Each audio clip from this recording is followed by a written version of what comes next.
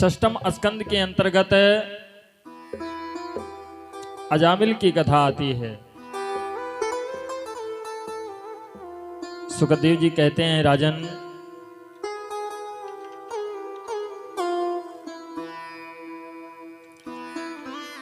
कि कन्नौज का रहने वाला था। अजामिल जो है कन्नौज का रहने वाला ब्राह्मण, कन्नौज का रहने वाला था, भगवन में ध्यान लगाया है। कन्नौज का रहने वाला था, भगवन में ध्यान लगाया है।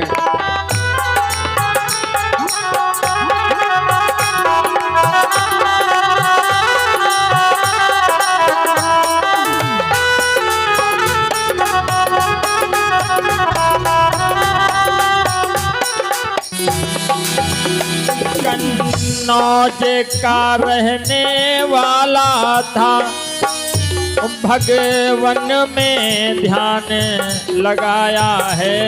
कन्नौज का रहने वाला था, भगवन में ध्यान लगाया है। और रहता है निस दिन निज घर में, रहता है निस दिन निज घर में, ब्राह्मण का कर्म निभाया था।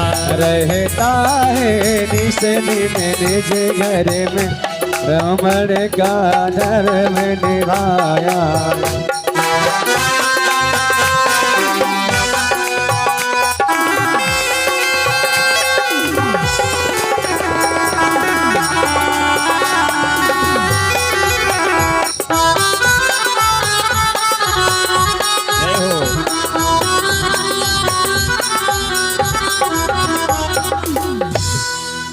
कन्नौज का रहने वाला ब्राह्मण अजामिल बहुत बड़ा विद्वान था, पत्नी पतिपरायणा थी, बच्चे भी थे।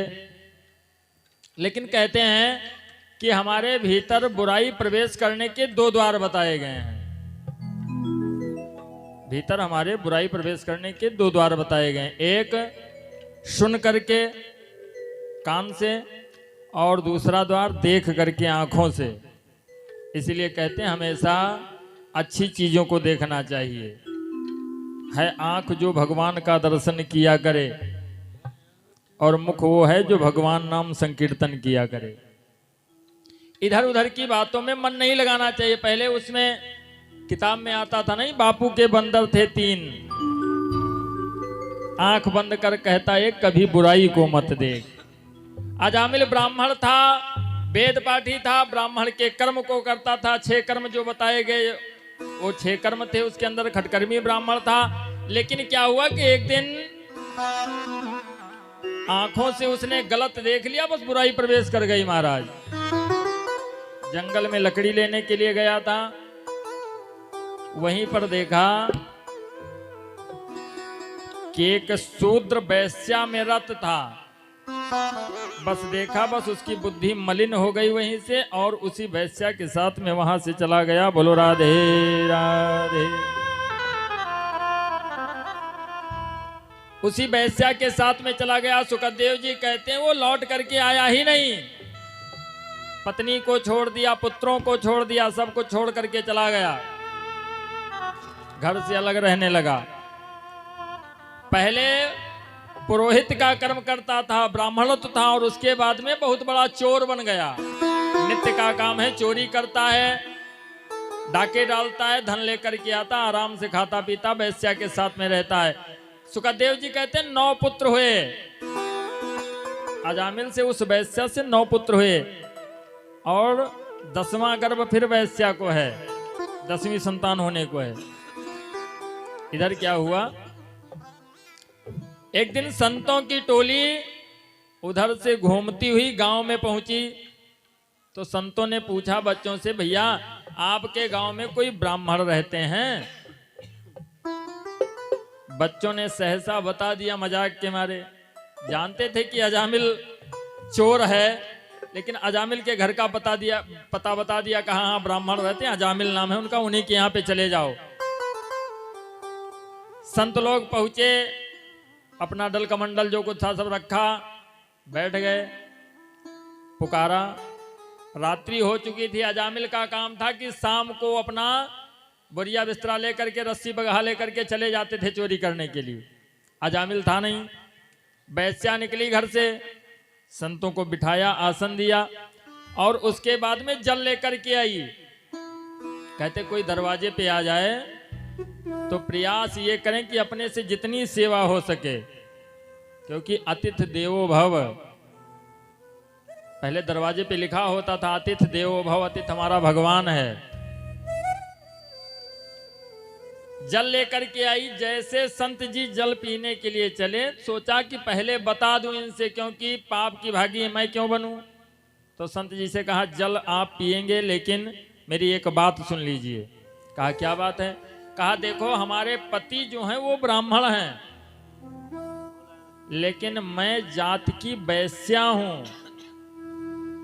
जैसे इतना कहा कि मैं जात की वैश्या हूं, संतों ने गिलास रख दिया, जल रख दिया और कहा भैया यहां से चलो। सब लोग अपना फिर से कमंडल उठाए, झोली उठाए, चल दिए। तो वैश्या ने कहा चले जाओ, हम रोकेंगे नहीं आपको, लेकिन हमारे एक प्रश्न का उत्तर दे दो, उसके बाद में जाओ। घर में चली गई, 2 रूमाल लेकर के आई। एक रूमाल गंदी है और एक बिल्कुल स्वच्छ है। संत से कहा ये बताइए संत जी कि इसमें रूमाल धोने योग्य कौन है, जो साफ है उसको धुलेंगे आप या जो गंदी है उसको धुलेंगे। संत जी ने कहा जो साफ है उसको धुलने की क्या जरूरत, वो तो पहले से स्वच्छ है, जो गंदा है उसको धुला जाएगा। तो वैश्या ने कहा प्रभु क्षमा कीजिए, मैं जात की वैश्या हूं, इसलिए आप हमारे यहां पानी नहीं पी रहे हो ना, उसके यहां पे जा रहे हो, जो शुद्ध होगा उसके यहां जल पियोगे। हम पहले से गंदे, तो हमें स्वच्छ करने की जरूरत तो वो नहीं करोगे। संतों ने झोली रख दिया, कहा अब नहीं जाएंगे। पूरी व्यवस्था भाई महाराज, भंडारा लगा, सब बढ़िया प्रसाद बना, सब लोगों ने पाया, विश्राम किया संतों ने। प्रातः काल अजामिल 4 बजे आ गए। वैश्या से कहा बहुत बढ़िया किया तुमने, हम बाहर जाते हैं लूटने के लिए और तुम घर में ही बुला ली लूटने के लिए, बहुत अच्छा है, जो कुछ है इनके पास सब ले लो। वैश्या ने कहा पागल हो गए, संत हैं ये। कहा संत हैं तब तो इनके पास में और व्यवस्था होगी, जो कुछ पाए हो इधर उधर अंजूरी इकट्ठा किए हो सब ले लियो, नगद कह लियो। वैश्या ने समझाया। प्रातः काल हुआ, फिर से संतों ने स्नान बनाया, भोजन की व्यवस्था हुई। भोजन किए जब चलने लगे तो वैश्या ने कहा इनको दक्षिणा दो। तो अजामिल कहे लगे रास्ता मिल जी हैं, ले ले भाई, यहाँ देख तो बतावत हो, काम देने वाले नहीं हम लेने वाले हैं। लेकिन अब भाई गृह मंत्री का आदेश है, होम मिनिस्टर कह रहा तो कहाँ मना करें। दक्षिणा दिया, प्रणाम किया। संत जब चलने लगे तो कहा देखो बाकी जो कुछ हुआ हमें नहीं जानते, लेकिन अब की बार जो तुम्हारी संतान पैदा होगी उसका नाम मेरे कहने से नारायण रख देना। वैश्या से इतना कह करके चले गए। सुखदेव जी कहते हैं कि जब वैश्या के 10वीं संतान हुई, 10वां पुत्र हुआ, उसको तुरंत याद आ गया कि संतों ने कहा था कि इसका नाम नारायण रख देना। संतों के कहने पर लड़के का नाम नारायण रखा। जैसे धीरे धीरे बड़ा हुआ, कोई काम होता है, अजामिल कहता बेटा नारायण जल लेकर के आओ, नारायण ये करना, नारायण वो करना है। हमेशा बच्चों का नाम ऐसे रखो कि अगर आप नाम लो तो भजन भी होता रहे साथ में। अजामिल का कंटिन्यू भजन चल रहा है और भगवान कहते हैं हम ये नहीं समझते हैं कि कैसे व्यक्ति पुकार रहा है, चाहे जैसे पुकारे। मानस क्या कहती है कि भाव कुभाय अनख आल से हूँ और जपत सदा मंगल दिसिद से हूँ। राम सिया राम जय जय राम, राम सिया सिया राम जय जय राम। ओ भाई कुभाई अलख आल से हो, नाम जपत मैं गले देश दस हूँ। राम सिया राम जय जय राम। बोलो राम सिया राम।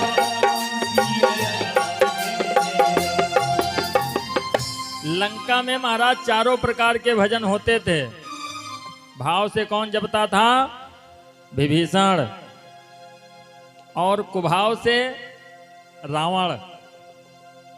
हमेशा बनवासी राम, जैसे कोई आ जाए राम राम राम, कुभाव से जपता था। और अनख माने होता चोरी। चोरी से कौन जपता था? मंदोदरी। कहती थी प्रभु कैसे भी हैं हमारे पति का कल्याण कर देना। और आलस्य में कौन जपता था सोते सोते? कुंभकर्ण। सोते समय जब आंखें खुले एक बार नाम स्मरण करना प्रारंभ कर दो, जब तक नींद ना आए नाम स्मरण करते रहो। तो ये जब आप सो जाएंगे तो आपके प्रत्येक श्वास से, जब तक जगेंगे नहीं, प्रत्येक श्वास से राम का शब्द उच्चारण होता रहेगा। बोलो राधे राधे राधे राधे। अजामिल बार बार पुकारता है नारायण नारायण नारायण, पुकारता अपने बेटे को, लेकिन लिखा वहां पे जा रहा है, भजन हो रहा है उसका। अंतिम समय आया, यमदूत आ गए, 4 भीमकाय खड़े हुए। अजामिल ने देखा, चिल्लाने लगा नारायण बचाओ नारायण बचाओ नारायण बचाओ। और जैसे परमात्मा के पास आवाज पहुंची तत्काल अपने दूतों को भेज दिया, पार्षदों को अपने भेजा, कहा जाओ पृथ्वी पे अजामिल पुकार रहा है उसको लेकर के आओ। ये पहुंचे तो वहां पर पहले से यमदूत खड़े हुए थे, दोनों में विवाद हो गया। यमदूतों ने कहा इसने जीवन भर पाप किया है इसलिए नरक का अधिकारी है। कहा अच्छा, लेकिन इसने अंतिम समय में हमारे स्वामी को पुकारा है। तो कहा आपके स्वामी को नहीं पुकारा, अपने बेटे को पुकारा है। पार्षदों ने कहा बेटे का नाम बाद में है, पहले हमारे स्वामी का नाम है नारायण, इसलिए इसको हम ले जाएंगे। अजामिल देख रहा है दोनों में झगड़ा हो गया और उसके बाद में यमदूत वहां से मार खा करके वापस गए, यमपास फेंक दिया। कहा पहले ये बताओ कि किसको लाना है किसको नहीं लाना है। यमराज ने कहा क्या हो गया? कहा वो अपने बेटे का नाम ले रहा था। कौन सा नाम? नारायण। कहा अब चुप रहो, अब दोबारा नाम मत लेना। क्यों? अगर ये जो यहाँ पे नरक में हैं इनके कान में नारायण का नाम पड़ गया तो सब लोग यहाँ से बाहर चले जाएंगे, बैकुंठ के अधिकारी हो जाएंगे। बोलो राधे राधे। कहा किसको लाना है? कहा देखो जो कथा में बैठा हो, सत्संग में जाए, जो भगवान का नाम स्मरण करे, जो उनके चरण चित्र में अपना मन लगाए, उसको मत लाना। लाना तुमको है, आज से सोच लो कि जो भगवान की कथा में कभी न जाए, भगवान के नाम का स्मरण ना करे, उसको यहाँ पर लेकर आना। बाकी जो भगवान के भक्त हैं उनको टच मत करना। अजामिल ने देखा कि वाह, ऐसा है प्रभु का नाम कि अगर धोखे में भी स्मरण कर लिया जाए तो फिर कल्याण होना ही होना है। अजामिल ने देखा कि हमने धोखे में भगवान का स्मरण किया तो उसका भी मोक्ष हो गया। महाराज जैसे भी स्मरण करो। अजामिल की कथा कहने के बाद में सुखदेव जी नारद जी की कथा कहते हैं कि दक्ष की पत्नी वीरणी से सर्वप्रथम में दक्ष ने 5000 पुत्र उत्पन्न किए। कहा सृष्टि करना है तुमको, तो नारद जी ने उनको बहला फुसला करके भेज दिया। कहा जाओ भगवान का भजन करो, दुनिया के चक्कर में ना पड़ो। चले गए। फिर से दोबारा में 5000 पुत्र उत्पन्न किए। फिर से नारद जी ने उनको बहला फुसला करके भेज दिया। तो दक्ष ने नारद जी को श्राप दे दिया। कहा जाओ तुमको गर्भ में जाकर के गर्भ में रहना पड़ेगा और उसके बाद में गर्भ से तुम्हारा जन्म होगा और तुम एक जगह पे कभी ठहर नहीं पाओगे। बोलो राधे राधे राधे राधे। और सप्तम स्कंद के अंतर्गत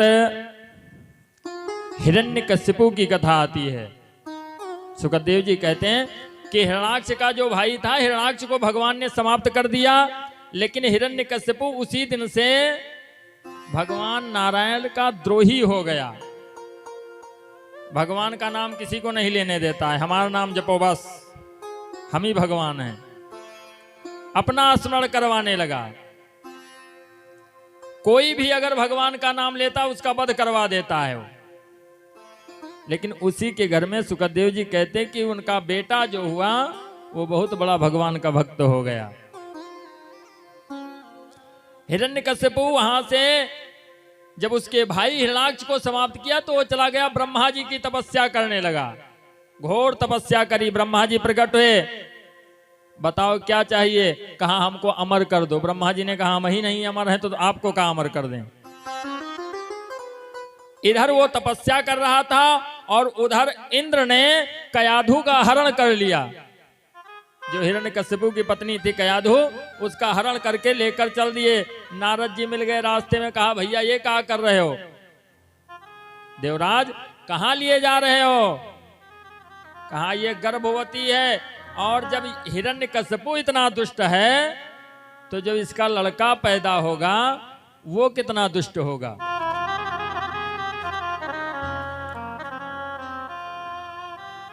लेकर के चल दिए। नारद जी ने छुड़ा लिया। नारद जी ने कहा देखो स्त्री का हरण बहुत बड़ा पाप है। छुड़ा कर लेकर गए, संतों के आश्रम में रख दिया। परीक्षित ने कहा ये बताइए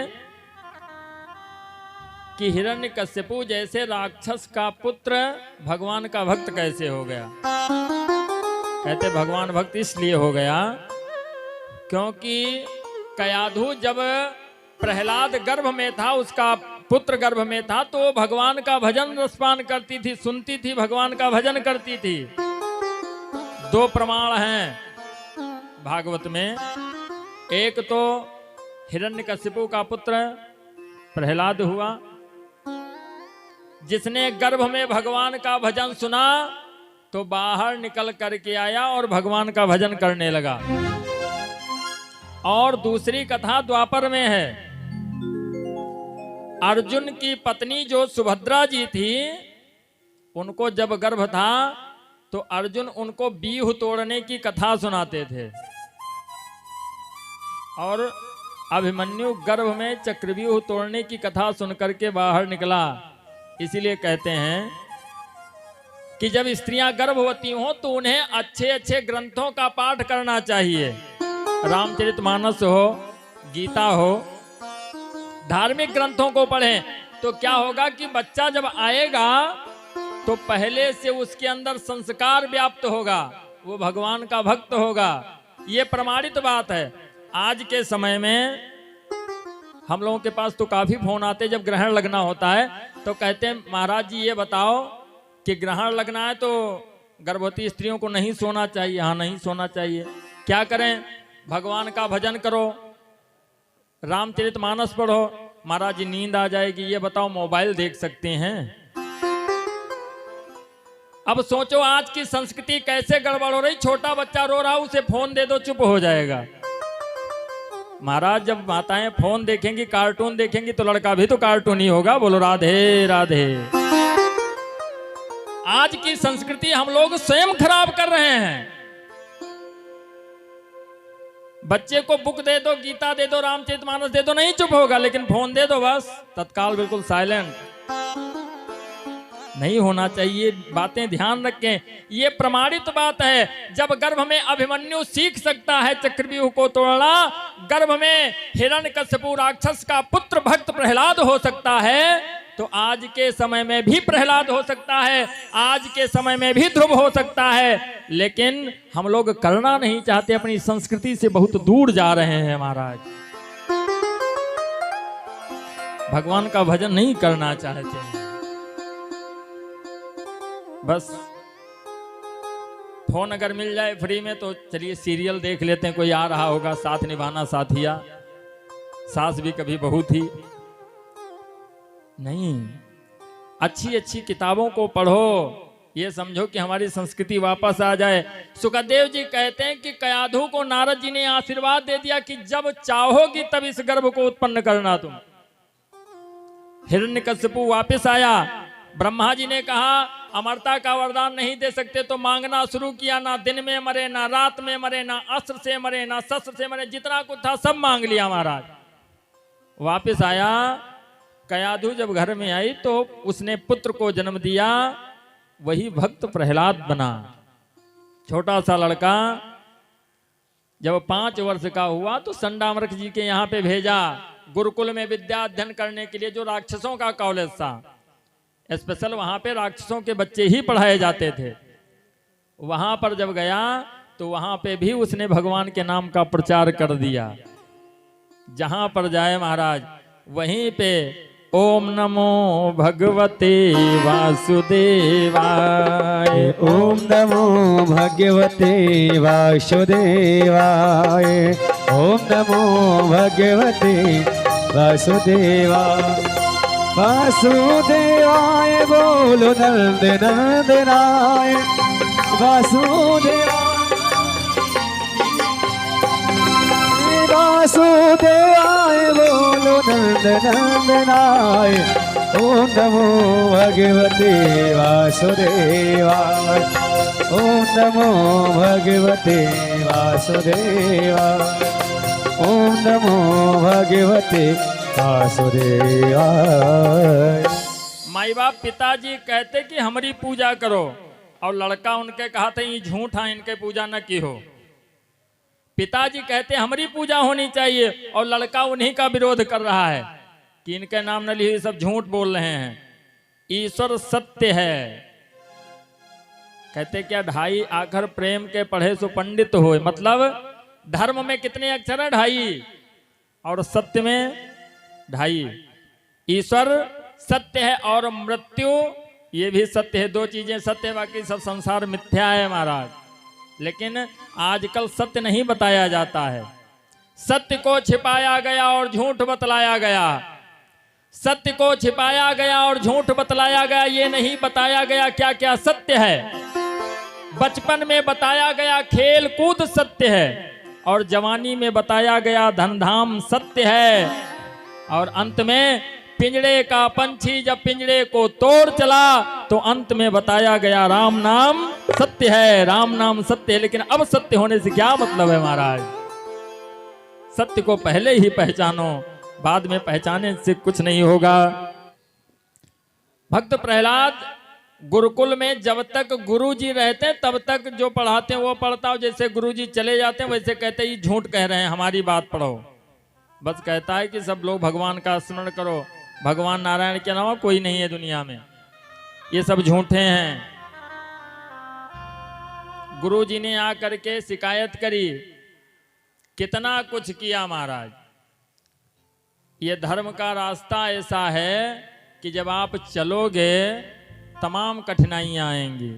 किसके पास नहीं आई? ध्रुव के पास में नहीं आई। मीरा जी को नहीं परेशान किया गया, किया गया।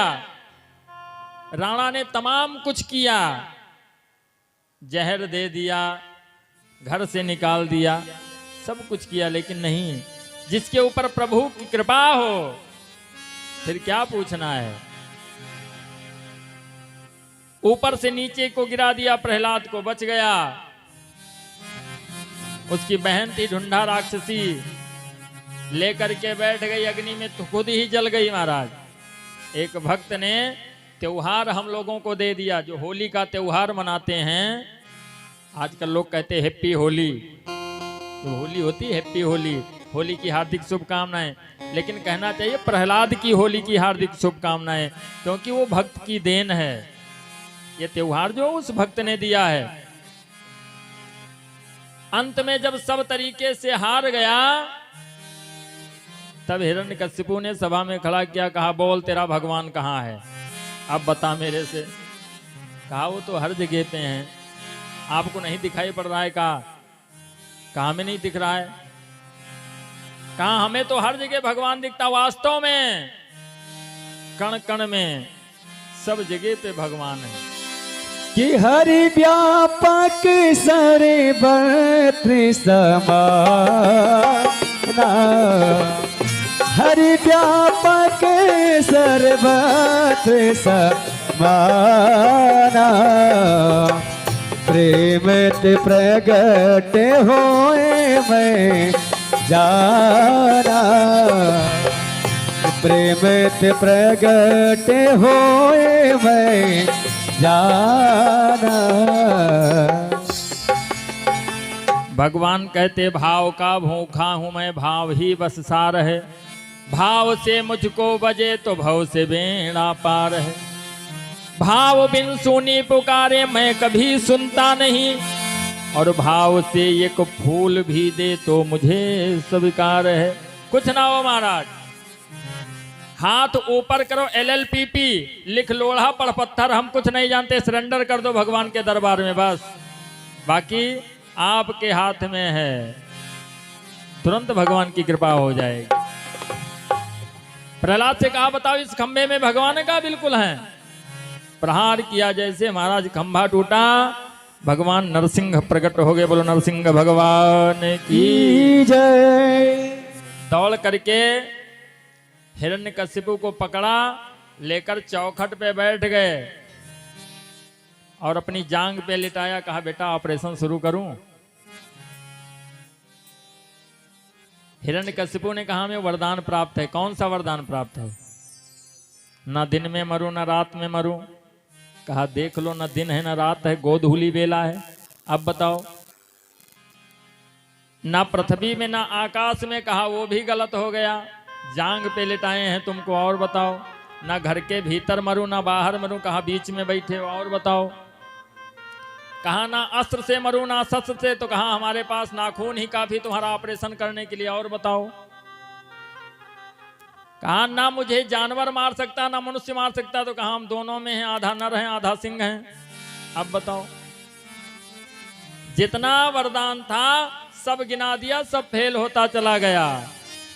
और परमात्मा ने उसके उदर को विदीर्ण कर दिया और आंत को निकाल करके माला पहन लिया अपने गले में। बोलो नरसिंह भगवान की जय।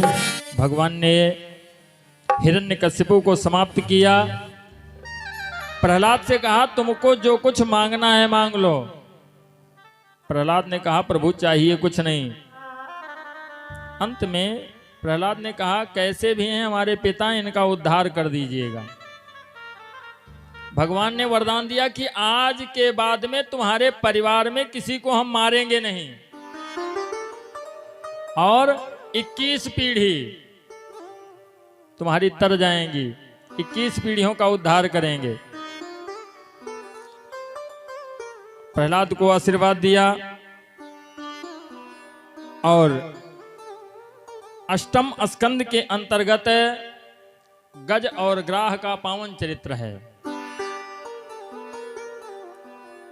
गज और ग्राह की कथा से हमें यह शिक्षा लेना है कि अंत में कोई हमारा नहीं होता है।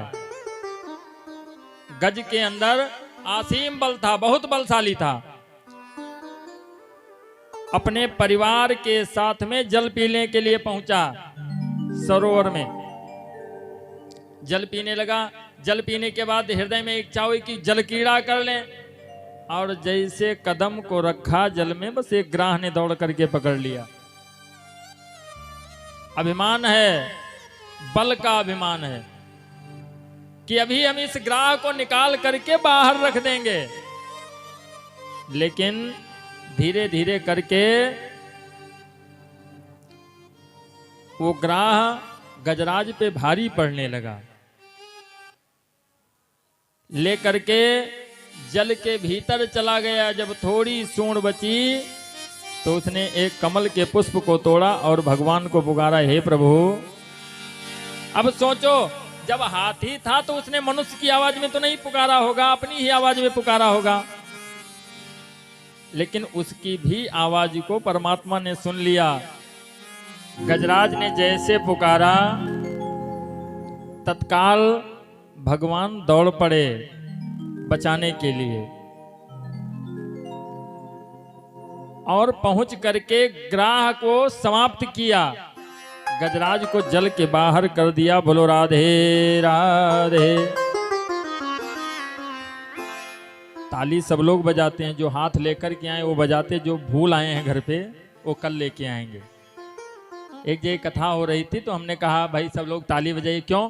क्योंकि राम नाम सुंदर कर तारी, संसे बिहग उड़ावन हारी। जब ताली बजा करके भगवान का नाम लिया जाता है तो जो संशय रूपी पक्षी महाराज वो बाहर चला जाता है, फिर कथा सुनने का आनंद आता है। तो हमने कहा कि भाई सब लोग ताली बजाइए। एक माता जी उठकर खड़ी हो गई, कहा पंडित जी आपने पहले बताया होता। हो गई माता जी, तो कहा हम अपना हाथ घर पे रख के आई हैं। हमने कहा कल से ले आना। बोलो राधे राधे। तो जो नहीं लाए वो नहीं बजा रहे, कल से ले आएंगे। ग्राह को समाप्त किया और गजराज को जल के बाहर कर दिया।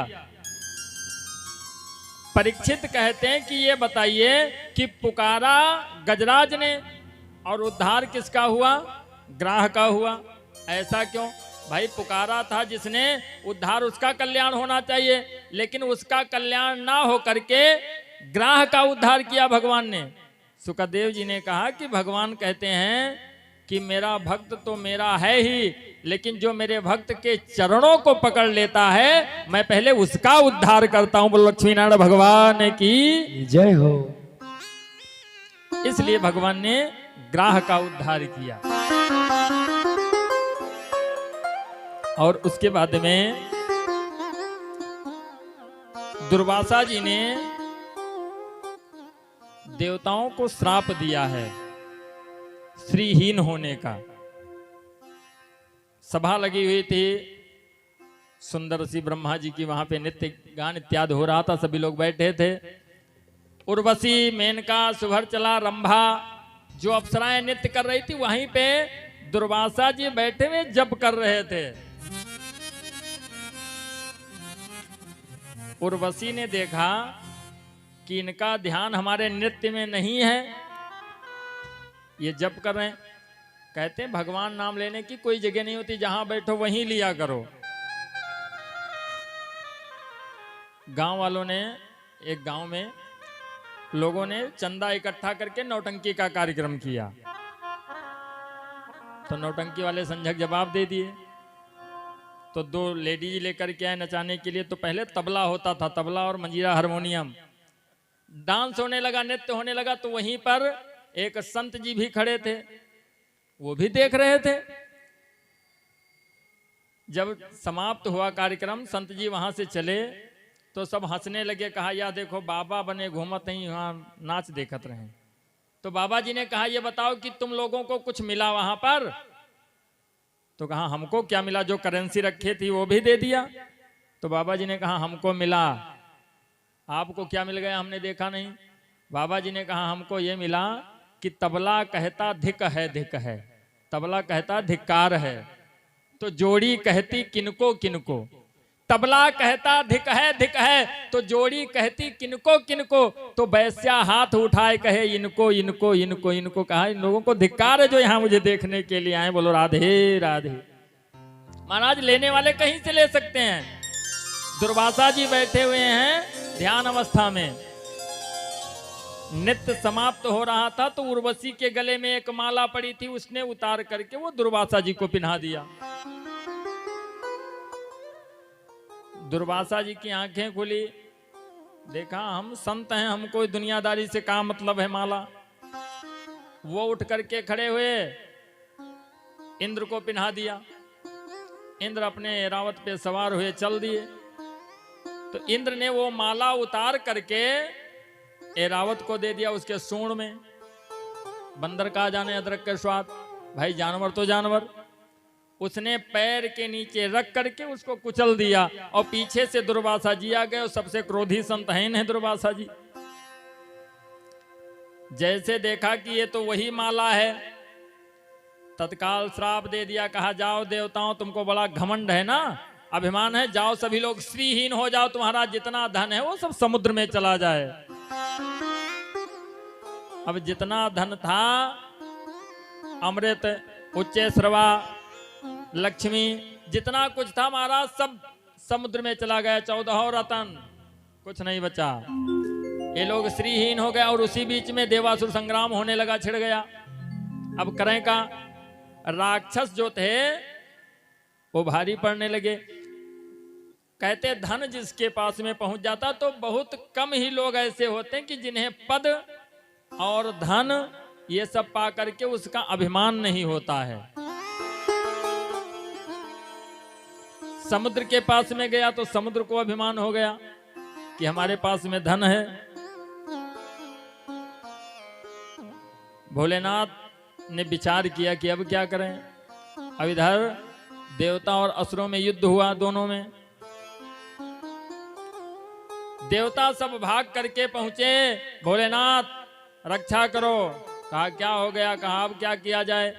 तो देवताओं और असुरों में भोलेनाथ ने सुलह करवा दिया, क्योंकि दोनों जने के हैं। राक्षस भी इनको मानते हैं और देवता भी इनको मानते हैं। कहा देखो समुद्र का मंथन कर लो और जो कुछ उसमें निकले सब लोग बराबर बराबर बांट लेना। कहा ठीक है। उस टाइम राजा बलि थे, तो उनके यहां से राक्षसों की सेना आई। मंदराचल पर्वत लेकर के आए, मथानी बनाया उसकी। जैसे समुद्र में डाले नीचे जाने लगा, तो भगवान ने कच्छप का अवतार धारण किया, कच्छप का रूप बनाया।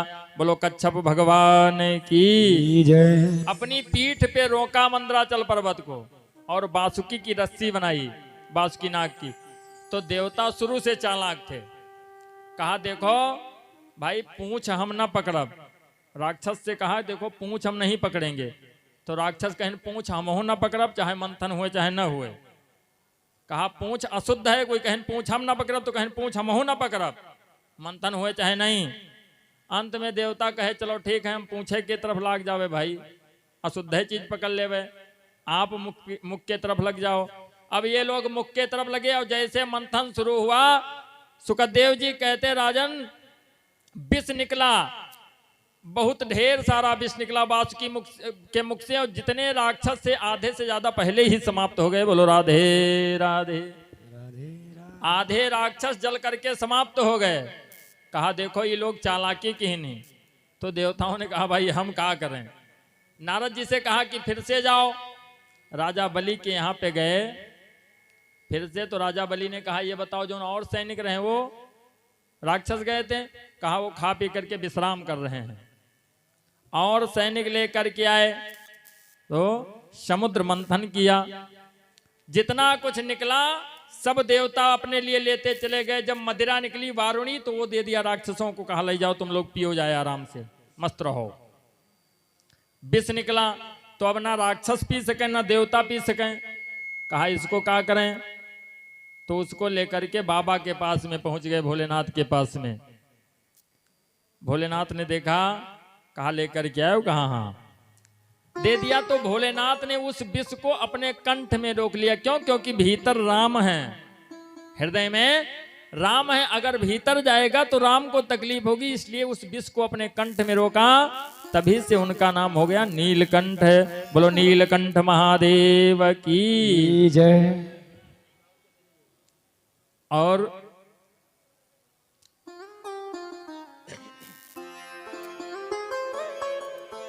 जब अमृत निकला राक्षस लेकर के भगे, तो भगवान ने मोहिनी का अवतार बनाया, मोहिनी का रूप धारण किया, बहुत सुंदर रूप।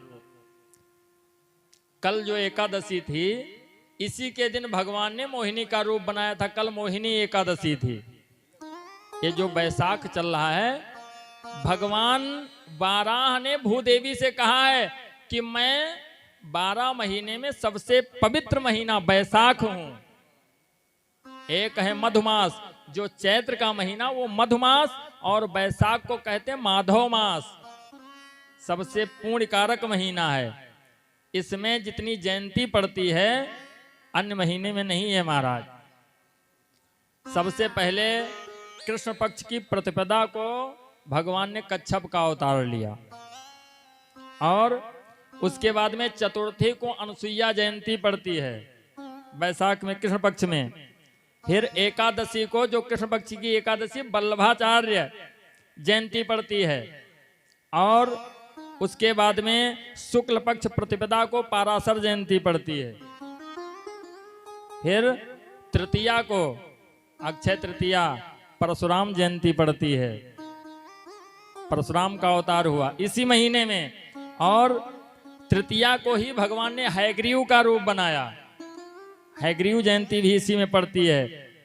फिर पंचमी को जगत गुरु शंकराचार्य की जयंती पड़ती है, वैशाख के महीने में ही। पंचमी को ही जो उद्धव के अवतार हैं सूरदास जी की जयंती पड़ती है, वैशाख महीने में। षष्ठी को रामानुजाचार्य जी की जयंती पड़ती है, जो शुक्ल पक्ष की षष्ठी बीती है। और अष्टमी को बगलामुखी जयंती पड़ती है माता पीताम्बरा देवी की। बोलो पीताम्बरा देवी की।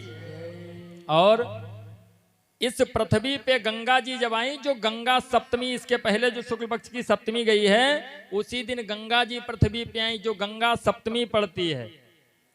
और नवमी पड़ी जो सीता नवमी, जिस दिन माता सीता का प्रकाट हुआ, प्रकाट दिवस सीता नवमी। और कल एकादशी को भगवान ने मोहिनी का अवतार लिया, इसलिए मोहिनी एकादशी। और चतुर्दशी को भगवान ने नरसिंह का अवतार लिया है। और पूर्णिमा को भगवान बुद्ध की जयंती पड़ती है। इतने सारे पर्व पड़ते हैं वैशाख में, इसलिए कहते हैं ये माधव मास है, सबसे पुण्य कारक महीना। भगवान ने मोहिनी का अवतार लिया, रूप बनाया, और जितना अमृत था देवताओं को पिला दिया। बीच में राहु जो था वो देवता बन करके बैठ गया। वो समझ गया कि लोग छल कर रहे हैं हमारे साथ में। एक बूंद अमृत जैसे गया, भगवान ने सुदर्शन चला करके उसके गले को काट दिया, लेकिन अब अमृत नीचे चला गया था, तो एक से दो हो गए। जो सिर है वो राहु का हो गया, दोनों जीवित रह गए। बोलो लक्ष्मी नारायण भगवान की जय। और उसके बाद में भगवान ने वामन का अवतार बनाया है, वामन के रूप में आए हैं। बोलो वामन भगवान की। गुजरात में राजा बलि ने यज्ञ किया, 100वीं अश्वमेध यज्ञ पूरी होने को थी। देवताओं ने विनय किया तो भगवान वामन के रूप में आए। 52 अंगुल का सुंदर रूप, बगल में आसनी, एक हाथ में कमंडल, एक हाथ में छाता, और लेकर के दरवाजे पे पहुंच गए राजा बलि के यहाँ पर। जा करके दरवाजे पे आवाज लगाया। राजा बलि ने जैसे सुना फटाक से भेज दिया सेवक को, जाओ देखो दरवाजे पे कौन आया। देखा सुंदर ब्राह्मण खड़ा हुआ है। बोलिए प्रभु आपको क्या चाहिए? कहा हम आपसे नहीं लेंगे, अपने महाराज को भेजो। भीतर जाकर के महाराज को आदेश किया। शुक्राचार्य जी यज्ञ करवा रहे थे, कहा बाहर नहीं जाना है। राजा ने कहा देखो पहले अतिथि सत्कार और उसके बाद में यज्ञ। पहले अतिथि दरवाजे पे आया, उसकी हम सेवा करेंगे। राजा बलि पहुंचे, देखा सुंदर रूप, मंत्रमुग्ध हो गए। कहा क्या चाहिए आपको? भगवान ने कहा 3 पग पृथ्वी चाहिए बस, और कुछ नहीं। राजा बलि हंसने लगा। हमारे दरवाजे पे, राजा के दरवाजे पे आने के बाद में 3 पग पृथ्वी मांग रहे? अरे 2-4 हजार गांव मांग लो। भगवान ने कहा नहीं, बस 3 पग पृथ्वी चाहिए, ज्यादा हमको नहीं चाहिए। कहा जाओ दिया। ऐसे नहीं, संकल्प कर दो। संकल्प के 3 मुख्य अंग होते हैं, अक्षत, जल और कुशा। इसके बिना संकल्प अधूरा होता है। तत्काल भेजा कि जाओ लेकर के आओ। सेवक गया, गेंडुआ लेकर के आ गया। पहले गेंडुआ होता था जल डालने वाला, लेकर के आया। अक्षत ले आया, कुशा ले आया। अब भगवान ने अक्षत दिया हाथ में, कुशा दिया और गेंडुआ से जल डालने लगे। तब तक इधर शुक्राचार्य जी पहुंच गए। देखा अरे ये तो नारायण है। कहा चेला सावधान, क्या हो गया? कहा ये कोई भिक्षुक नहीं है। फिर कौन है? कहा ये भगवान है। कहा तब तो बहुत बढ़िया है। हमारे दरवाजे पर, जिनके दरवाजे पर सब लोग मांगते हैं, वो हमारे दरवाजे पर मांगने आए हैं, तो हमारा परम सौभाग्य है। अतिथि वैसे भगवान का स्वरूप होता है, और अगर भगवान दरवाजे पे आ गए फिर क्या पूछना है। कहा ये तुम्हारा सब कुछ ले लेंगे। राजा बलि ने कहा तेरा तुझको अर्पण का लगे, मेरा हमारा है ही क्या। शुक्राचार्य ने कहा चेला पागल हो गया, मेरी दक्षिणा कहां से देगा। तो कहा गुरुजी जब यज्ञ पूरी होगी तब दक्षिणा होगी, पहले दक्षिणा की बात काहे कर रहे हो। शुक्राचार्य सोचे नहीं मानेगा, बस कीड़ा बन करके गेणवे की टोंटी में बैठ गए। भगवान जल डाल रहे हैं, गिर ही नहीं रहा है। कहा महाराज आपके गेणवे में जंग लग गया है क्या। कहा नहीं सरकार, अभी तो काम कर रहा था ये। कहा अब तो नहीं गिर रहा है इसमें। कहा दूसरा मंगवाए। कहा नहीं दूसरा ना मंगवाओ। कुसा लिया और उसकी पेड़ी जो होती बहुत पैनी होती महाराज। शुक्राचार्य जी देख रहे थे आंखों से, बस पेड़ी लेकर के और उसी में सलाई कर दिया, और जैसे इनके ये देख रहे थे इनकी आंख में लगा वो पट से एक बल्ब फ्यूज हो गया। बाहर निकले चिल्ला करके, अरे नारायण आंख फोड़ डाला। तो भगवान ने कहा ये गेणुवम का करत रहो तुम। इसीलिए कहते हैं कि भूप कहे सगरी सुनियो, भिक्षुक के बीच पर्यो जन कोई, और बीच पर्यो तन निगोई की हो, ना निगोई की हो तो रहो चुप गोई। जानत हो बलि ब्राह्मण की गति, चूक कहे से अनभल होई, और दे कोई और ले कोई, पर शुक्र ने आंख अकारत खोई। दान कौन ले रहा था, दे कौन रहा था, आंखी फर्जी फुरवा डारी नापन। एक बला फ्यूज दान किया पृथ्वी का। अब भगवान ने कहा अब नापे। कहा बिल्कुल नाप लीजिए। एक चरण नीचे को गया तो नीचे के 7 लोक, और दूसरा चरण ऊपर को गया तो ऊपर के 7 लोक। उसी समय ब्रह्मा जी ने भगवान के अंगूठे को धो करके अपने कमंडल में रख लिया। वही गंगा जी हुई। बोलो गंगा मैया की जय। 2 ही पग में सब कुछ नाप लिया, 14 लोग। राजा बलि से कहा अब तीसरा चरण कहां रखें। राजा बलि परेशान हो गया। अपनी श्रीमती जी से कहा क्या किया जाए। अंत में हमको लगता गड़बड़ हो जाएगा। तो माताओं के पास महाराज बुद्धि बहुत अच्छी होती। तत्काल बताया कि देखो जा करके भगवान से पूछो कि जो दान दिया गया है वो बड़ा है या दानी बड़ा होता है। कहा जो धन दान किया गया वो धन बड़ा है या दानी बड़ा है।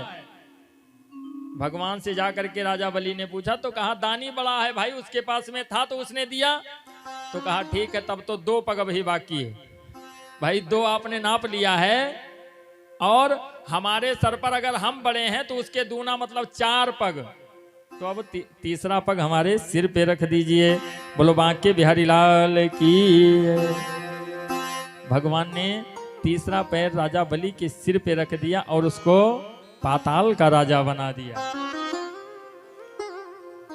कहते हैं आपन कूता होत ना हरि कूता तत्काल, और बलि चाहत बैकुंठ को भेज दियो पाताल। इस समय जो प्रेजेंट टाइम में इंद्र हैं वो राजा बलि ही हैं। भगवान ने राजा बलि को कृतार्थ किया, और उसके बाद में 9वें स्कंद में अम्बरीश की कथा आती है। सूर्यवंश का भी वर्णन है। अम्बरीश बहुत बड़े भगवान के भक्त थे, एकादशी का व्रत करते थे। और करें क्या, अपने हाथ से चक्की में जौ को पीसें और फिर उसी का भोजन तैयार करें बाद में, तब पारण हो। तो भगवान के लिए समर्पित थे। तो भगवान जब ये चक्की पीसने लगे तो भगवान बैठ करके अपने पीताम्बर से हवा करते थे अम्बरीश को। एक दिन देख लिया अम्बरीश ने, कहा प्रभु आप, कहा आपसे ज्यादा कुछ नहीं हो सकता, जितना आप हमारे लिए कर रहे हो हम कभी नहीं कर पाएंगे।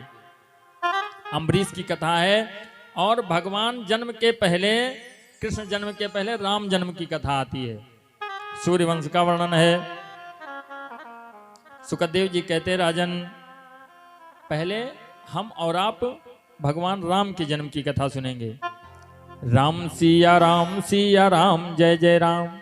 राम सिया राम जय जय राम। राम सिया राम जय जय राम। राम सिया राम जय जय राम। राम सिया राम जय जय राम। राम सिया राम भाव से जय जय राम। बोलो राम सिया राम जय जय राम। राम सिया राम जय जय राम। सूर्य वंश के वर्णन में कहते हैं सर्वप्रथम नारायण से ब्रह्मा और ब्रह्मा से मरीच, मरीच से कश्यप, कश्यप से विवस्वान सूर्य, वहीं से सूर्यवंश प्रारंभ हुआ।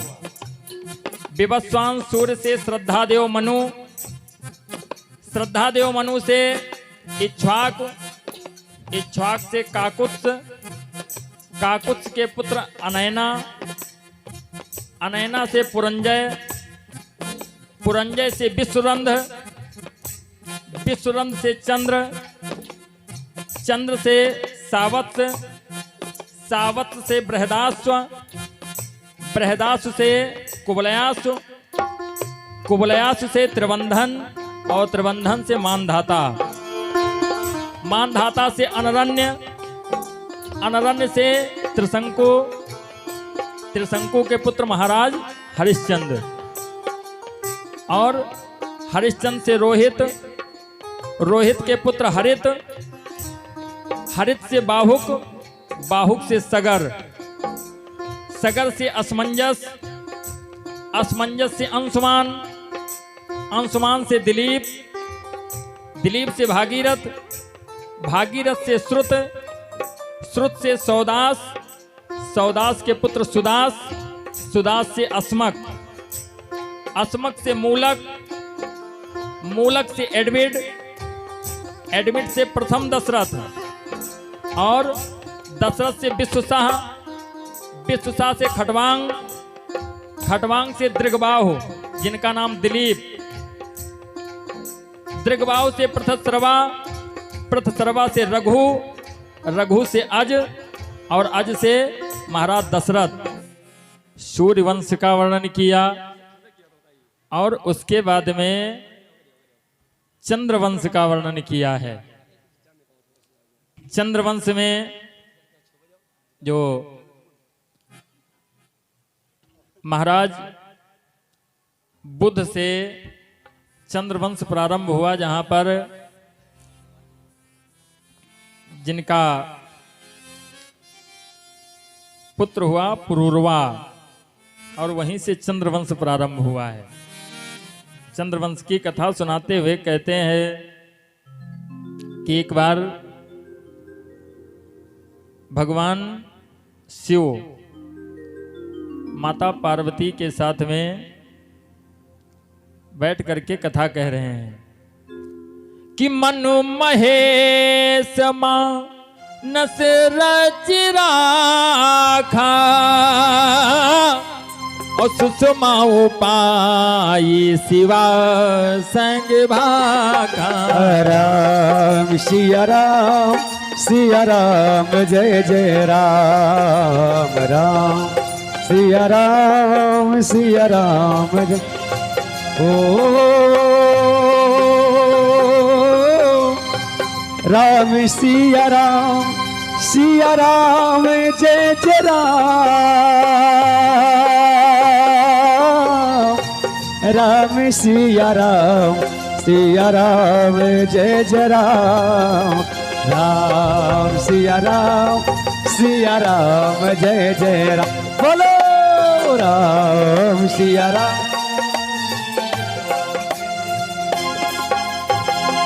मन महेश मानस रचि राखा, सुषमा उपाय शिवा संग भाखा।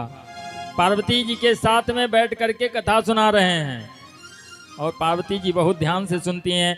जैसे कथा पहुंची कहां पर, सीता हरण पर, वैसे पार्वती जी ने कहा भोलेनाथ, वहां पर राम लक्ष्मण 2 लोग थे और उसके बाद में सीता का हरण हो गया।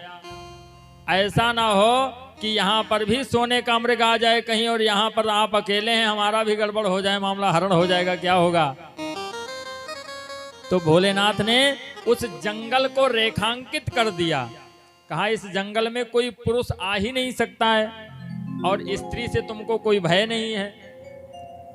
और इधर महाराज सुदुम्न घोड़े पे सवार होकर के चल पड़े वन विहार करने के लिए। सामने एक हिरण दिखाई पड़ा, बस उस पे इन्होंने बाण चलाया और जैसे बाण चलाया मृग चौकड़ी मार करके भगा, इनका निशाना चूक गया। मन में संकल्प कर लिया कि आज इस हिरण को मारे बिना वापस नहीं जाएंगे। हिरण चला गया और ये पीछे से घोड़ा लगा दिए, मार कर चौकड़ी वो हिरण है भगा, पीछे घोड़ा लगाना गजब हो गया। घोड़ा लगाए और जान पाए नहीं, लांघ रेखा गए। अब कोनो दीवाल तो बनी नहीं रही, रेखा थी। जान पाए नहीं, लांघ रेखा गए, तो घोर संकट में आना गजब हो गया। जान पाए नहीं, लांघ रेखा गए, जान पाए नहीं, लांघ रेखा गए, घोर संकट में आए गजब हो गया। घोड़े पे चढ़ के राजा सुदुम्न चढ़े, उनका जंगल में जाना गजब हो गया। जान नहीं पाए और जैसे रेखा को उस पार किया, घोड़ा जो था वो घोड़ी हो गया। अब जब वो घोड़ी हुआ तो इनको गिरा दिया पीठ से, घोड़ी भग गई। और ये जब गिरे तो जल्दी से उठ करके खड़े हुए। अगर भैया साइकिल सवार गिर जाता है तो सबसे पहले खड़ा हुआ था, इधर उधर देखत कि कोई देखा तो नहीं है, सब तरफ नजर दौड़ाएगा। महाराज उठ करके खड़े हुए, इधर उधर देखने लगे, देखा कोई नहीं देख रहा। लेकिन जब अपनी धूल झाड़ने लगे तो जहां पे हाथ लगाते वहां मामला डुप्लीकेट। घोड़ा घोड़ी हुआ, आप नारी बने। घोड़ा जो था वो घोड़ी हो गया, आप नारी बन गए। जा करके सरोवर के पास खड़े हुए, जब देखा उसमें अपना चेहरा, रे बाप रे बाप, दिव्य श्रृंगार, सुंदर स्त्री बन गए।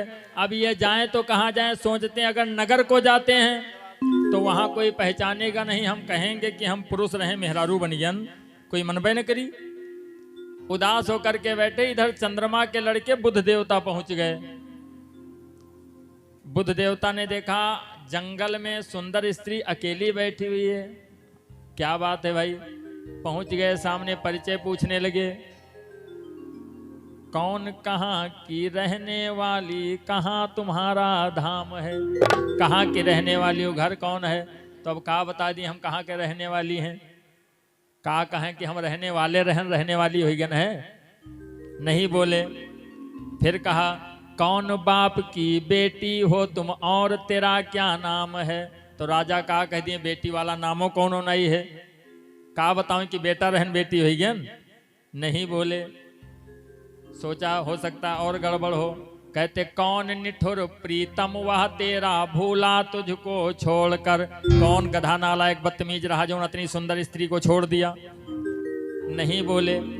फिर कहते हैं या तुम खुद ही किनारा कर ली प्रीतम से मुख मोड़ कर।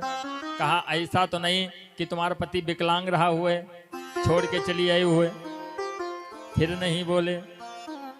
बुध देवता कहते हैं कि बावरी बनकर बैठी हो क्यों इतने सुंदर वेश में, और तुमको कौन सताने वाला बोलो है इस देश में।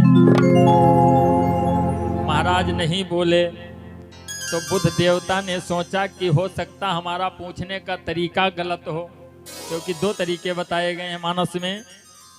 जब सुग्रीव ने देखा कि राम लक्ष्मण आ रहे हैं तो सुग्रीव ने सोचा कि बाली ने इनको भेजा है। हनुमान जी से कहा पता करो, तो पहले हनुमान जी गए हैं तो पहला तरीका इस्तेमाल किया है, कहां से आए हो उनसे जब पहली बार में पूछा तो जब नहीं बताया तो दूसरा तरीका इस्तेमाल किया।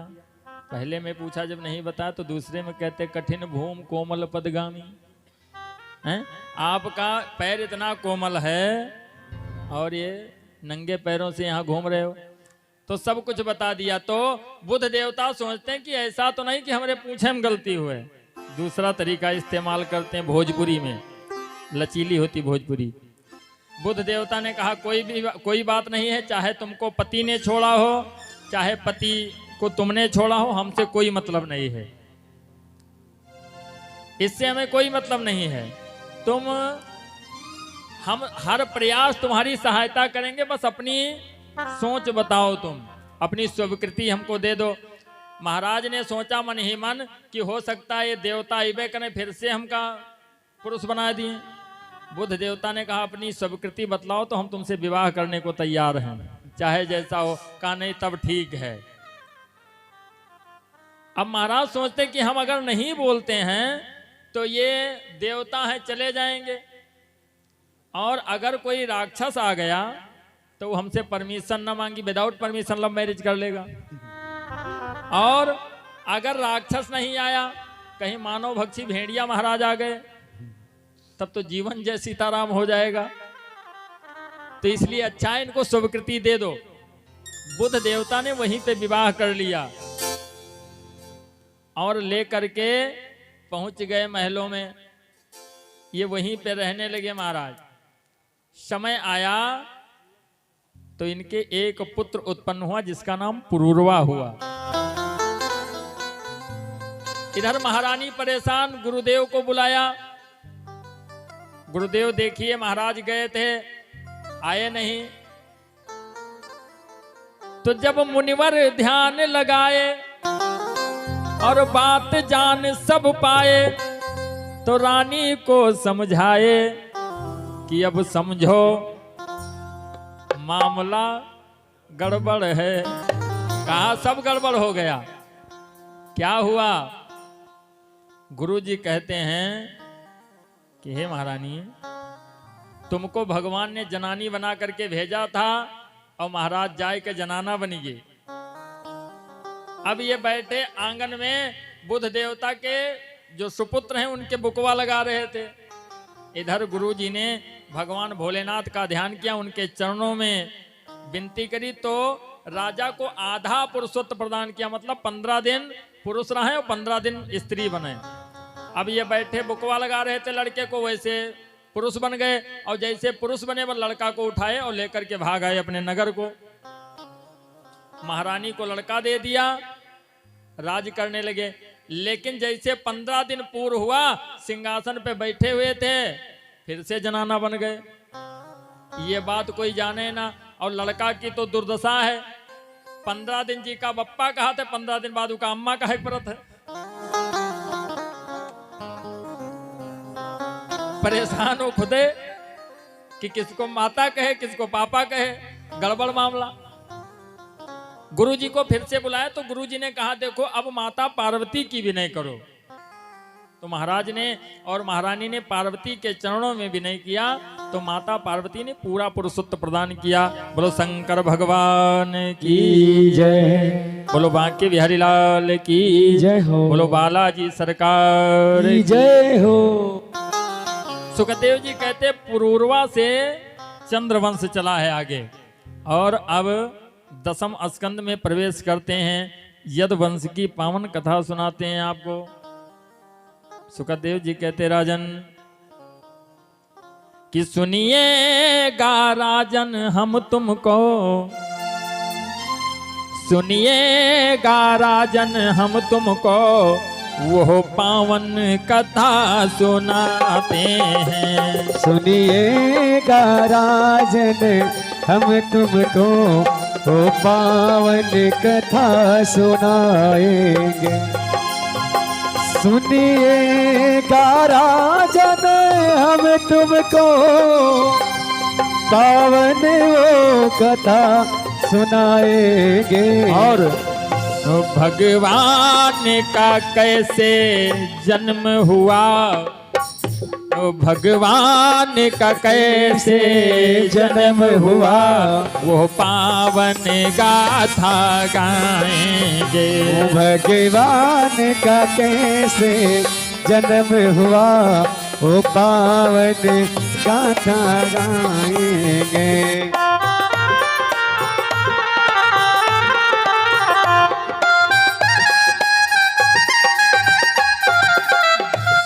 जैसे इतना कहा, परीक्षित ने कहा एक कृपा कीजिए हमारे ऊपर।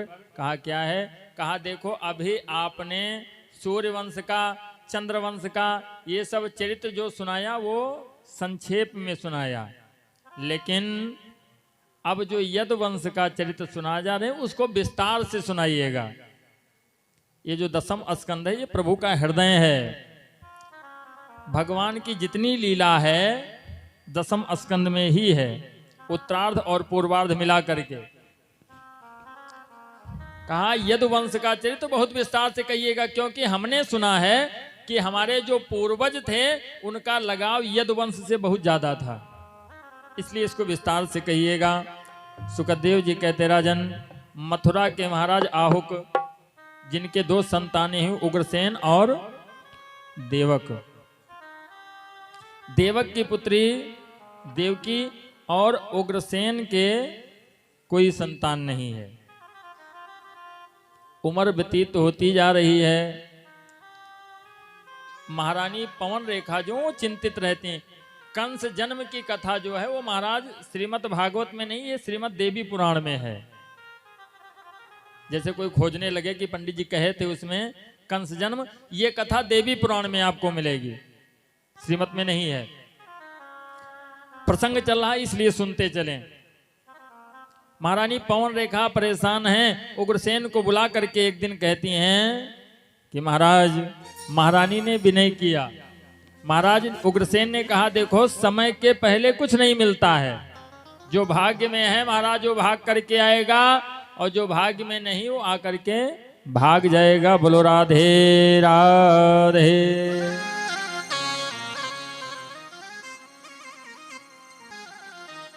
एक दिन महारानी पवन रेखा सखियों के साथ में मधुवन को घूमने के लिए आई।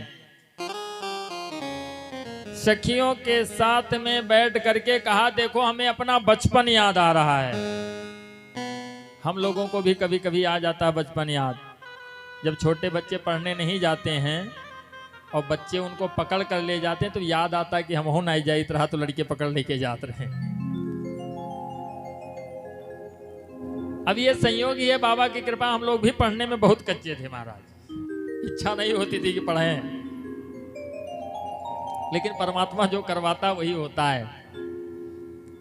कहते हैं व्यापार सभी लोग करते हैं, लेकिन परमात्मा का नाम भजन करने का अवसर सबको नहीं प्राप्त होता है महाराज। ये अवसर प्राप्त हो जाए मानो सब संकट समाप्त है। पवन रेखा सखियों के साथ में कहती हैं कि हम लुका छिपी का खेल खेलेंगी। आप लोग, हम आंखें बंद करते हैं, तुम लोग जाकर के छुपो, हम ढूंढेंगी। आंखों को बंद किया, सब जाकर के छिप गई। जब ये आंख खोला तो पाई ही नहीं किसी को। अकेले आई और आकर के एक वृक्ष के नीचे बैठ गई। और इधर एक असुर द्रुमालिक तब देखो आकाश मार्ग से आया है।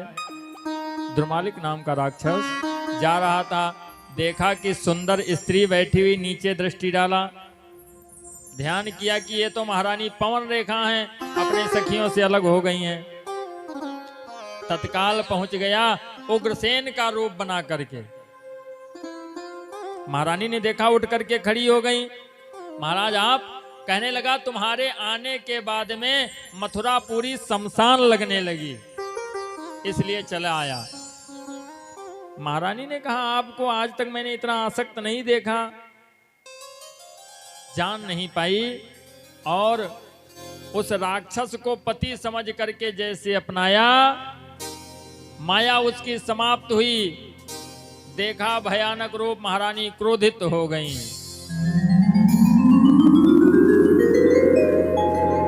कहा, ऐ दुष्ट नराधम नर पिशाच निर्दयी वधिक हत्यारा है, इस जंगल में आकर के तूने एक सती के सत को बिगाड़ा है। मैं श्राप देने जा रही हूं तुमको। जैसे श्राप देने के लिए कहा, हाथ जोड़ करके खड़ा हो गया। कहा, महारानी अभी तक जितना हमने पुण्य कार्य किया है, जप तप किया है, वो सारा फल तुमको प्राप्त होगा। उसके उपलक्ष्य में तुमको एक हमसे ज्यादा वीर, हम जितना है इससे कई गुना ज्यादा बलवान पुत्र तुम्हें प्राप्त हो जाएगा। बोलो राधा माधव भगवान की जय हो।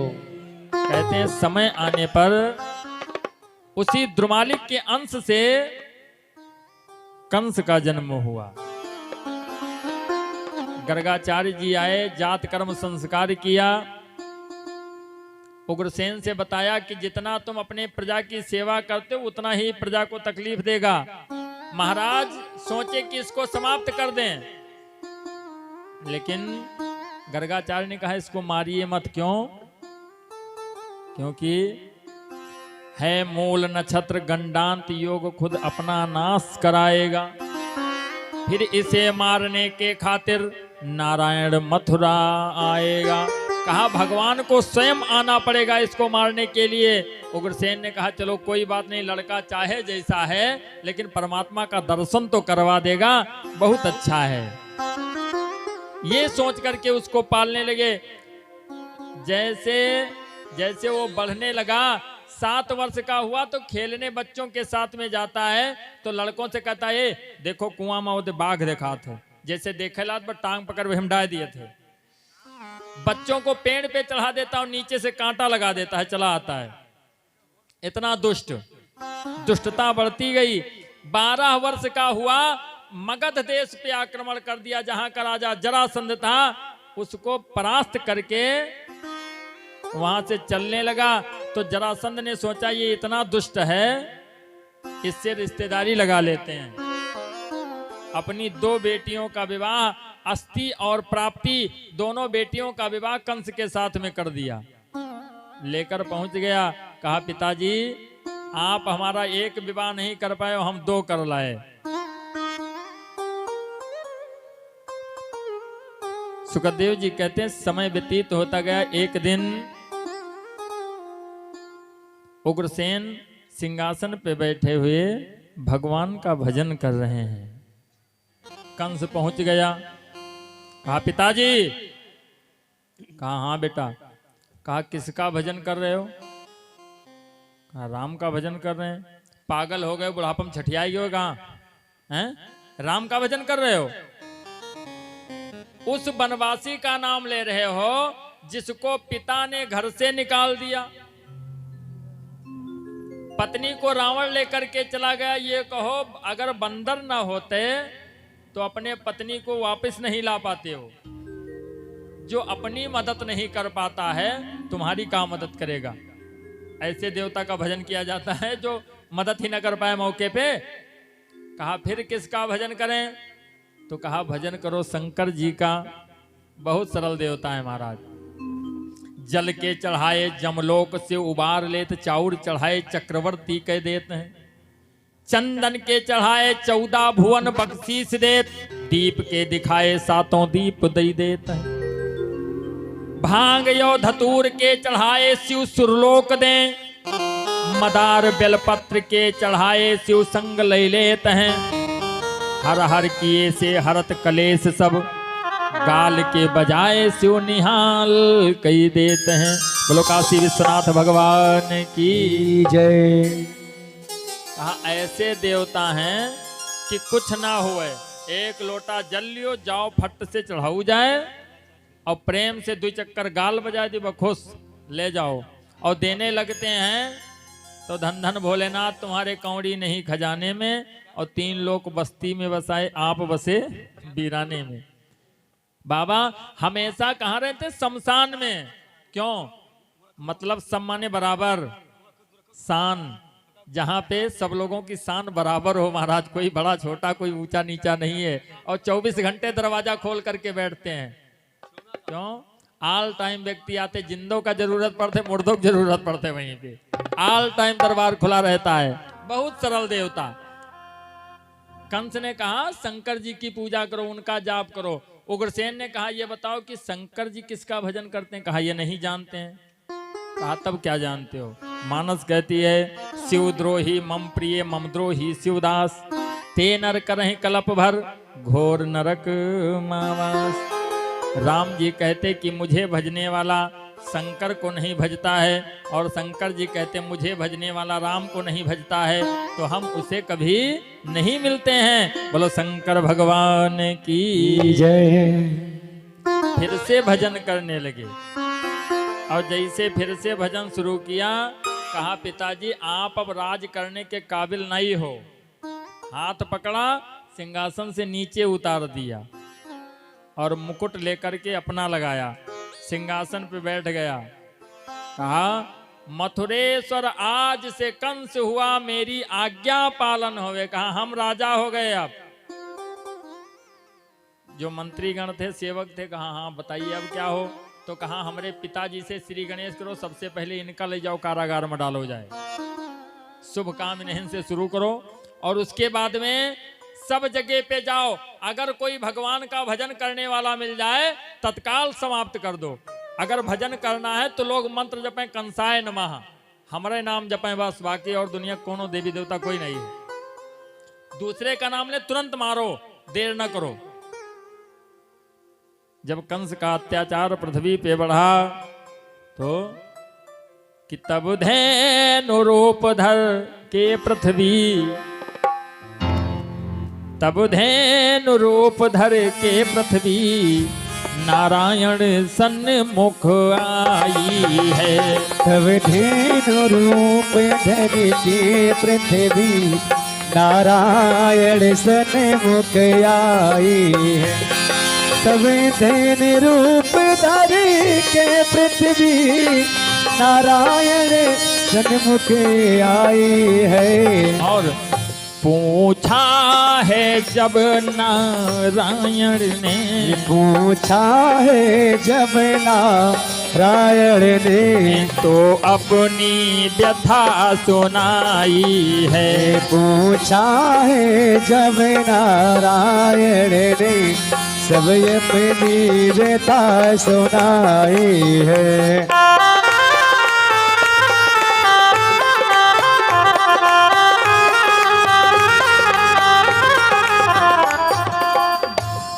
नारायण के पास पृथ्वी गई, गिरी सर सिंधु भार नहीं मोही, जिम मोहि गर्व एक पर द्रोही।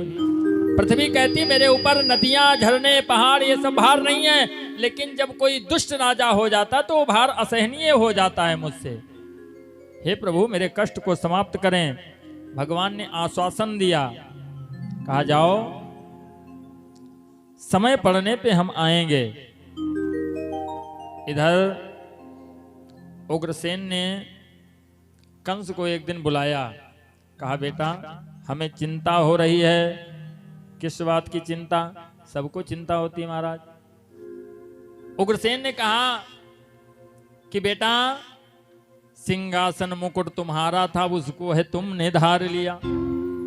जो भार मेरे सर भारी था, उसको है लाल उतार लिया। यक भार मेरे सर भारी है, और उसको अब लाल उतारो तुम। और देवकी बहन कुंवारी बैठी, देवकी बहन कुंवारी बैठी, ब्याहे की बात विचारो तुम। देवकी बहन कुंवारी बैठी, ब्याहे की लगन विचारो तुम।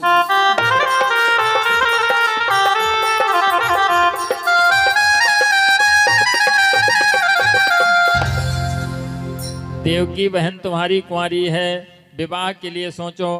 कंस भी अपने बहन से बहुत प्रेम करता था महाराज। तत्काल आया, अपने सेवकों को भेजा, कहा जाओ हमारी बहन के लिए सुंदर वर तलाश करो। तो जहां सेवक लोग जाते हैं कहते हैं महाराज आपके यहाँ पर भोजराज कंस अपनी बहन का विवाह करना चाहते, वैसे लोग मना कर दिए थे कि दुष्ट खिया को ब्याह करे, पता लगे गुस्सा में आ जाए तो मार डाले हमका सबका। सब लोग मना कर दिए, कोई तैयार ही नहीं हुआ। सब लोग नगर के बाहर आए, खड़े हुए सलाह करने लगे कि के जाए बतावे। अब दुष्ट इतना है, ये लोग सोचते पता लगे बतावे जाइए हम इनका निपटा दिए वहां पर, यह दिक्कत है। तो कोई बताने के लिए नहीं जा रहा है। इधर सुखदेव जी कहते हैं कि परीक्षित वसुदेव जी आए थे, सूरसेन के पुत्र जो हैं वसुदेव जी कर लेने के लिए आए थे, कर देने आए थे वहां से लेकर के। जैसे देखा कंस ने मन में विचार किया कि इनसे सुंदर तो हमका वर मिलबे न करी।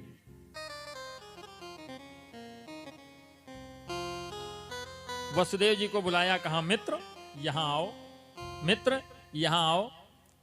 तो वसुदेव जी सोचने लगे कि हम वही तक के जब हम कर लेकर के आते थे तो इस शुद्ध मुंह से हमसे बात नहीं करत रहा, और आज कह रहा मित्र यहां आओ, ऐसा तो नहीं गड़बड़ है मामला कुछ। वसुदेव जी को बगल में बिठाया, जैसे इनके पीठ पर हाथ रखे मानो इनके सब खून सुखाएगा, तो कहीं दादा रे दादा अब गड़बड़ है मामला।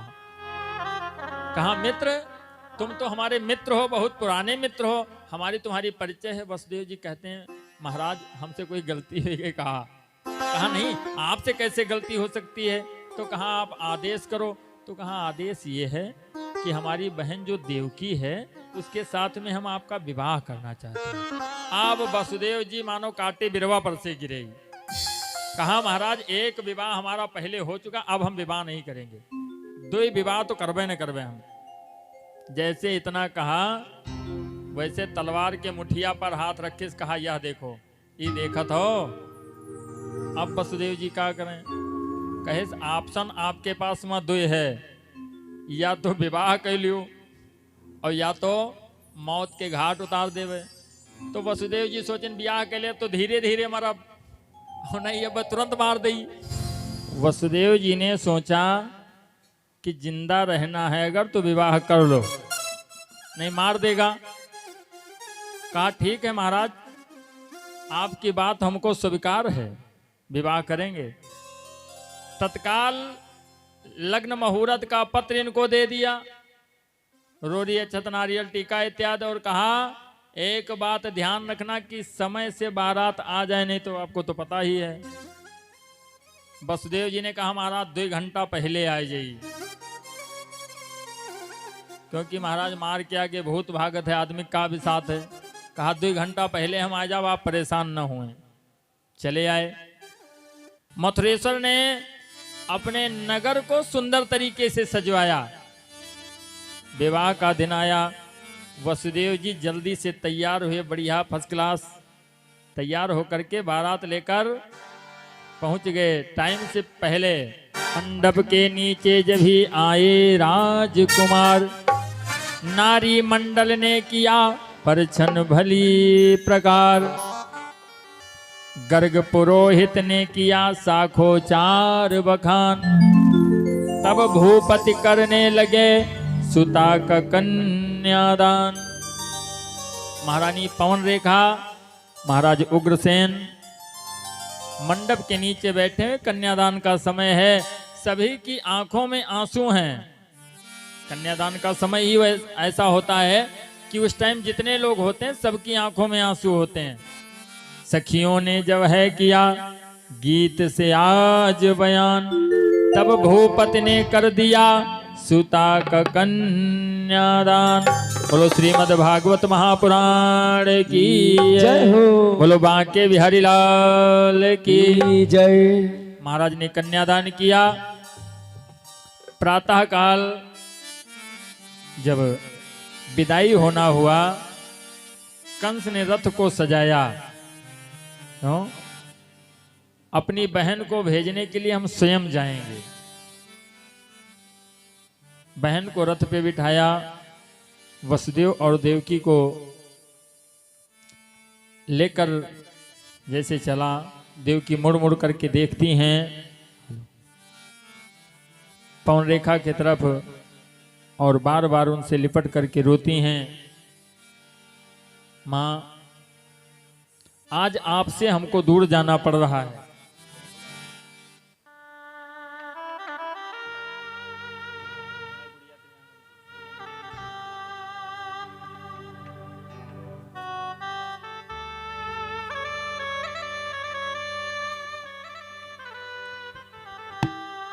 महारानी पवन रेखा समझाती हैं कि जा करके पति के चरणों की सेवा करना, माताओं को उचित ज्ञान देना चाहिए। लेकिन आज के समय में मामला गड़बड़ हो जाता महाराज, घर में विदाई होने लगती है, उसी टाइम रिश्तेदारों तैयार हो जाते हैं बैग लेके, हम हो जाए थे तो माता जी उधर व्यस्त और काकी पहुंची कार के शीशा उतारी, कहना ऐसा कि गम न खायो, एक कहीं है चार कहो लौट के आओ, फैसला तो हम करवा देव, लेकिन एक को बात गम न खायो हुए पर नखुना कटाए ना आयो। लेकिन नहीं, उचित ज्ञान देना चाहिए। महारानी विदाई करती हैं। वसुदेव और देवकी को लेकर के कंस अपने रथ से चलता है। जब रथ बगीचे में पहुंचा, देवताओं ने सलाह किया कि देखो आज ये लोगों के सामने बहुत अच्छा बन रहा है, इसलिए इसकी पोल खोल दो। आकाशवाणी कर दिया, ऐ कंस कान देकर सुन ले, जिस पर तू प्यार जताता है, आस्तीन की नागन ये बहना तू इसे जान नहीं पाता है। इस बहन देवकी से पैदा जिस दम आठवां लाल होगा, ऐ कंस अधम ऐ नर पिसा तेरा वो महाकाल होगा। देवताओं ने आकाशवाणी करी, वैसे कंस ने तलवार निकाल लिया। अरे विधाता मुझे डराने की कोशिश करता है, काटूंगा बांस को मैं जड़ से, कैसे बंसी बन पाएगी, देवकी का शीश उड़ा दूंगा, संतान कहां से आएगी।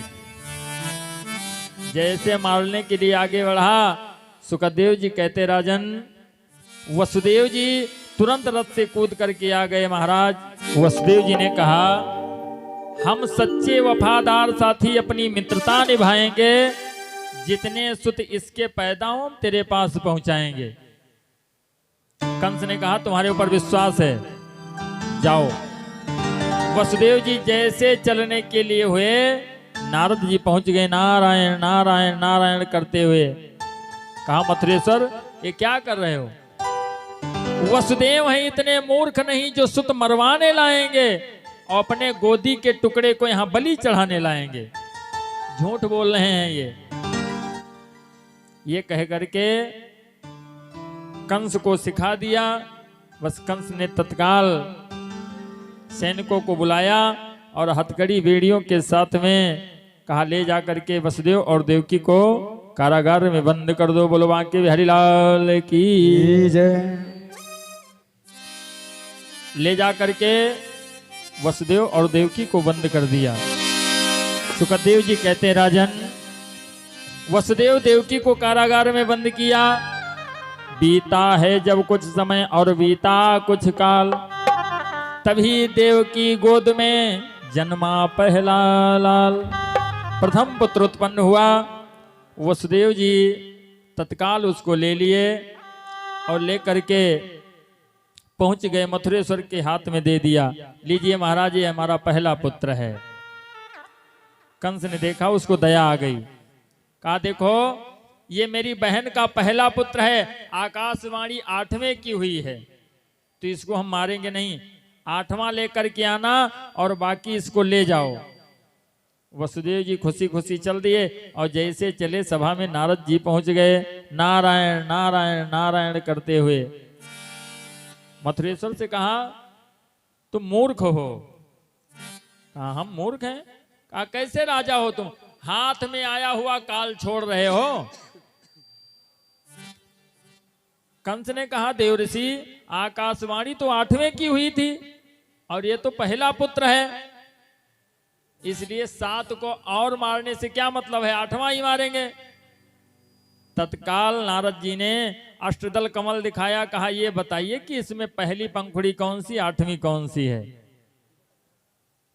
कंस ने कहा इसमें तो जहां से गिनना शुरू करोगे वो पहली हो जाएगी, जहां समाप्त होगा वो 8वीं होगी, इसमें तो चौथी भी आठवीं हो सकती है, छठवीं भी आठवीं हो सकती है, आठवीं पहली हो सकती है, छठवीं पहली हो सकती है।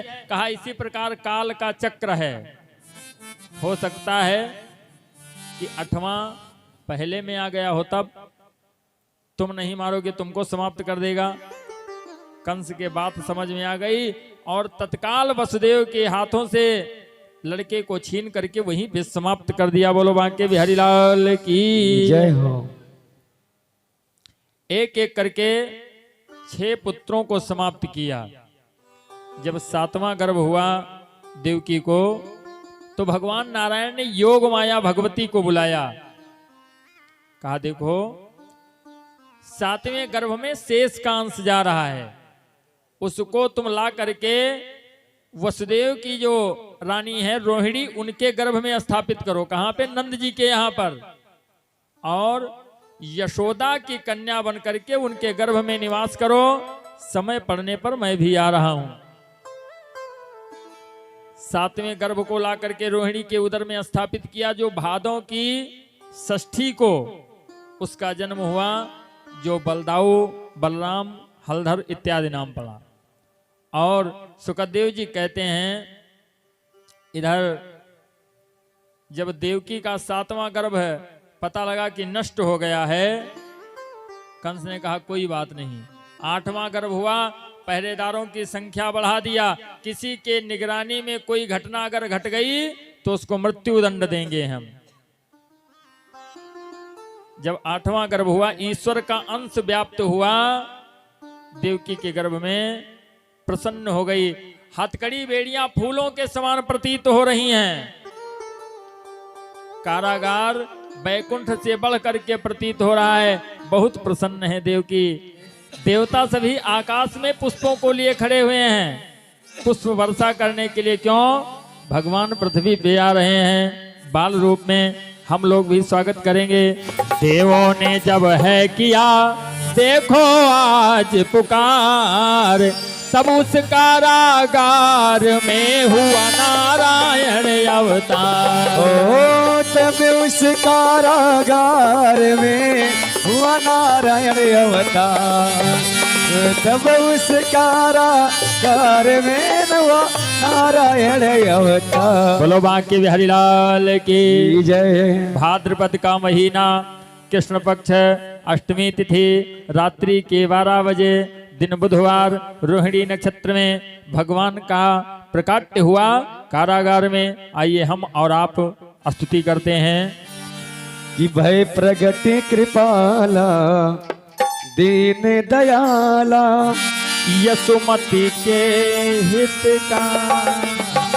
ओ भय प्रगट कृपाला दीन दयाला, यशमत के हितकार। हर सिद्ध महतारे मुन मनहारे, अद्भुत रूप विचारे। हो लोचन अभिरामा तन घन श्यामा, निज आयुध भुज चारि। भूषण बनमाला नयन विशाला, शोभासन करा। कई दुई कर जोरी स्तुति तोरी, कही विधि करवे अनैता। माया गुण ज्ञाना नित्य माना, वेद पुराण बनता। करुणा सुख सागर सब गुण आगर, यही गावे उत्साह। सोम में हित लागी जन अनुरागी, भयव प्रगट श्रीकर्ता। ब्रह्मांड निकाया निर्मित माया, रोम रोम प्रतिवेद कहे मम उर सोवासी यह उपहास सुनत थिर मति थिर न रहे उपजा जब ज्ञाना प्रभु मुस्कान चरित बहुत विधि की कही कथा सुहाई मात यही प्रकार श्रुति प्रेम रस माता पुनि बोली सोमति डोली तजहु तात यारूप की जय शिशु लीला अति प्रिय शीला यहाँ सुख परम अनु सुनि वचन सुजाना रोदन ठाना हुई बालक सुर भूप यह चरित जगावे हरि पद पावे तेना परे भव कोपा तेना परे भव कोपा विप्र जैन सुर संत हित लीन मनुज अवतार निज इच्छा निर्मित तनु माया गुण गोपाल